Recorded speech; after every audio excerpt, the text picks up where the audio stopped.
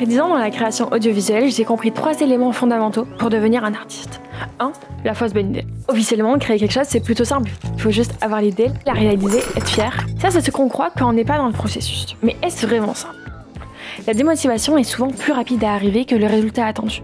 Et il y a tellement de projets abandonnés sur un post-it qui ne sortiront malheureusement jamais. 2. Être un artiste, c'est apprendre à aller au bout de ses idées. Mais comment faire? Il faut s'entourer de ceux qu'on aime. Passer du temps avec ses proches, être inspiré, avoir une idée, réfléchir à comment réaliser cette idée, essayer, échouer et faire une pause, recommencer. Devenir obsédé, ne plus compter ses heures ni ses échecs. Apprendre grâce à ses erreurs, faire attention aux détails et enfin, être fier. Pourquoi c'est pas si simple de commencer? On a accès à tellement de contenu que c'est plus simple d'en regarder que d'en faire. Et on est tellement habitué à consommer qu'on n'a plus le temps de penser à créer. On a tous ce réflexe de chercher à apprendre avant de faire, et on a une tendance à trop oublier que c'est en faisant qu'on apprend. Au final, l'important dans la création, c'est simplement les émotions qu'elle fait ressentir à son créateur et au public. Les outils ne sont que des moyens d'y parvenir, mais ça ne fait pas tout. Et maintenant, quoi? Créons une philosophie de création réaliste et positive. Crois en toi. Si t'es pas gentil avec toi, personne ne le sera. Et si tu ne te donnes pas ta chance, personne ne le fera. Donc, fake it until you make it et donne-toi les moyens de réussir. 2. Arrête les excuses. Je sais que tu n'as pas encore eu la bonne idée, mais arrête d'attendre une meilleure idée. Car attendre le bon moment, c'est le meilleur moyen d'échouer. N'essaie pas d'acheter des outils. Si tu veux faire des films, t'as juste besoin d'un truc qui filme. Sois indépendant, tu es ton meilleur allié. Souviens-toi, avoir tes idées dans la tête, c'est bien. Concrétiser et les montrer, c'est mieux. Le plus dur, c'est de sortir de la léthargie. Une fois que le mouvement est créé, l'énergie est lancée et tu peux faire ton premier pas d'artiste.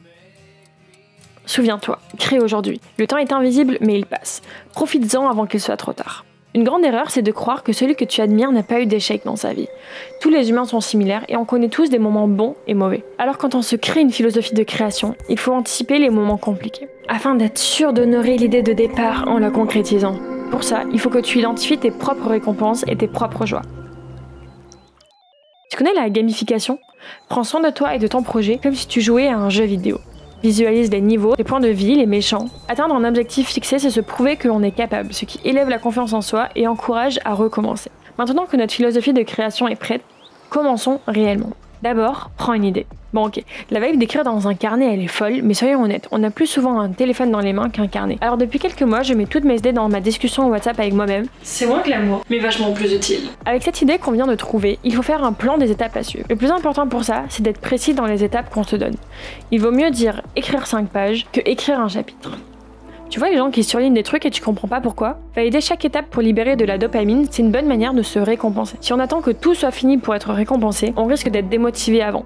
Malgré tous nos essais, il y aura forcément des moments où la motivation sera plus basse, où la vie ne nous permettra pas d'avancer. C'est normal et on est obligé d'y passer. Alors il faut être patient, comprendre pourquoi cela arrive et être doux avec soi. Il ne faut pas voir la démotivation en tant que telle, mais plutôt comme une occasion de faire une pause méritée et appréciable. Le piège c'est de faire une pause mais en ayant en tête « Nana, c'est pas bien, tu t'es arrêtée !» Ce qui est le pire de tout. Mets cette voix au fond du placard et prends ton temps pour que ton énergie revienne. Attention, le second piège est de ne plus entendre l'appel de cette énergie. Pour qu'une pause soit validée, une remise à l'action est nécessaire. Une fois la première pause validée, tu viens de débloquer un niveau, celui où on comprend que c'est ok d'arrêter, ok de faire des erreurs, et qu'au final c'est en enchaînant les échecs qu'on se rapproche et qu'on obtient la réussite. Grâce à ta persévérance, tu finiras ce projet. Si tu es perfectionniste, tu estimeras qu'il ne sera jamais fini, et il y a un risque que t'en fasses jamais rien. N'oublie pas que le mieux est l'ennemi du bien. Alors n'écoute pas la petite voix dans ta tête, sois fier de ta création. Et s'il te plaît, ne la laisse pas périr. Montre-la à tes proches, à internet, inscris-la dans des concours, promouvois ton travail. Car tu ne le sais pas, mais de belles choses t'attendent. Et maintenant, repose-toi, passe du temps avec tes proches, sois inspiré et